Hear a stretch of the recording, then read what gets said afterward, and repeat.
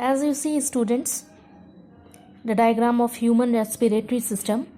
So air enters drawn into the body through the nostrils, as you see in diagram, and nostrils or nasal passage are lined with fixed hairs and mucus, okay, which filters the air as it passes through it.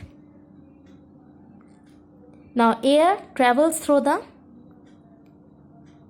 pharynx region.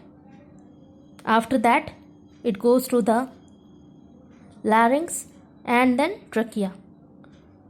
So trachea, as you see in diagram, trachea contains the cartilaginous rings, okay, that ensures the smooth flow of air into the lungs. From here you see the air passes through the bronchi, okay, air passes through the bronchi, and bronchi forms a network of tubes called the bronchioles. So at the end of each bronchiole, as you see in diagram, at the end of each bronchiole, okay, a balloon like structure you see,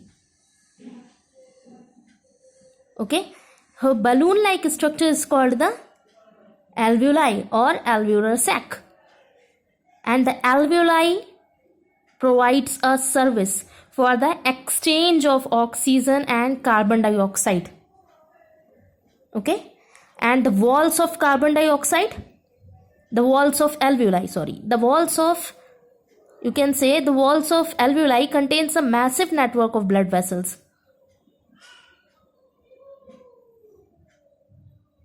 And when we breathe in, okay, when we breathe in, we lift our ribs and flatten the diaphragm, okay. As a result, the chest cavity becomes larger and air gets sucked into the lungs and fills the expanded alveoli.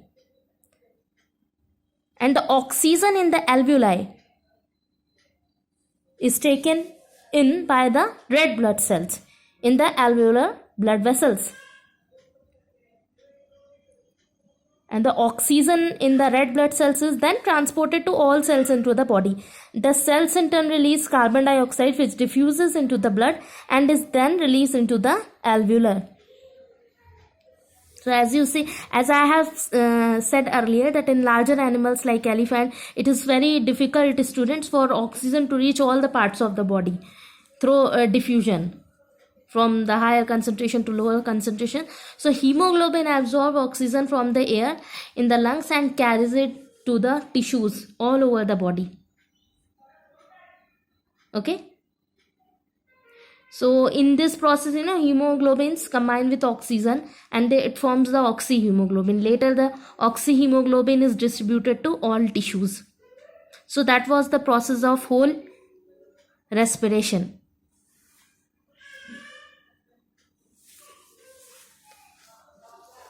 And this is very important, students. See, alveolar structure is giving you